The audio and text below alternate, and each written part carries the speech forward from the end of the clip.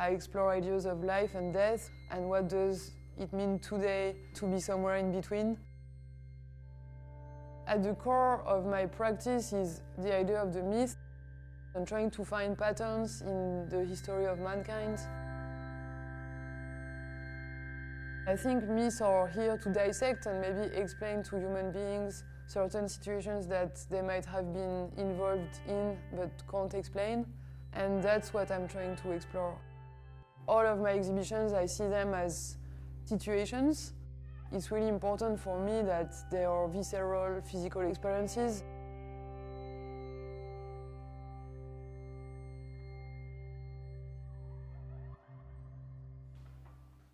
Usually I start with a mystery I'm interested in.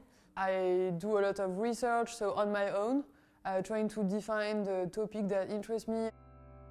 I developed a series of projects this year that are called riddles. Each of them explore the origin of the Sphinx or exploring the forms that the Sphinx might have in contemporary society.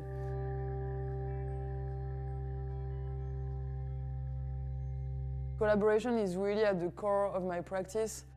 I work with people who are also highly specialized and of many different fields, not only scientists, sometimes conspiracy theorists. What is really thrilling for me is also to be the one who is pushing the scientists or the experts I'm working with to the limit of their knowledge and start to dream together.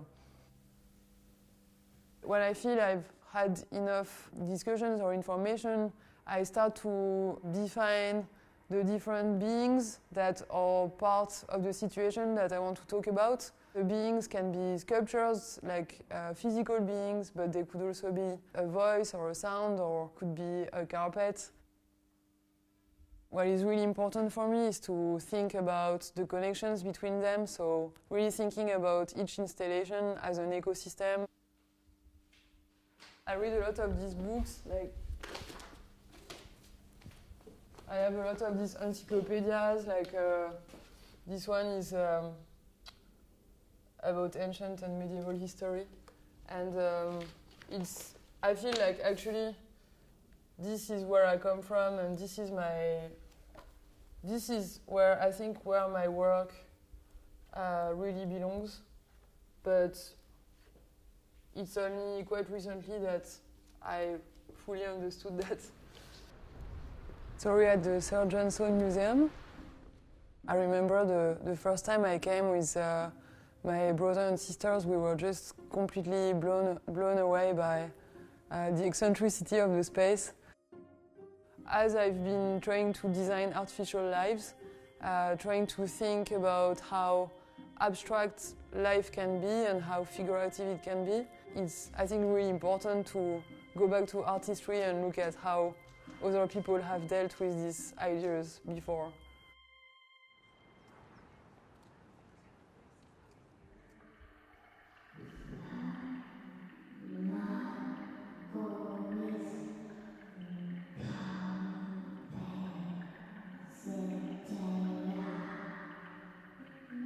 The project I'm doing for my show at Tate is called Echoes. It started as a quest to resuscitate the voice of Cleopatra. And then I was investigating further Egyptians' obsession for death, which actually a lot of people think they were obsessed by death, but they were not, they were obsessed by life. And for them, death was a transition from one life into another life.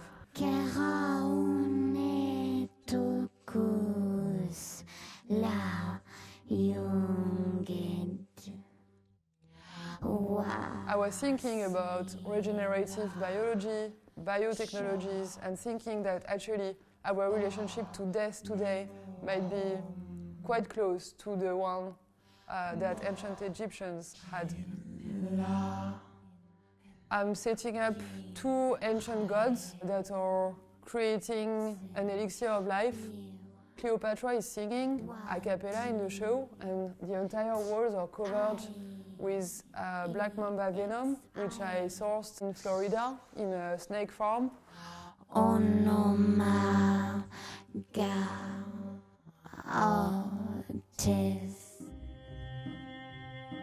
How I want people to feel when they come in the show is hypnotized or accelerated by the voice of Cleopatra that is highly sensual and quite slow.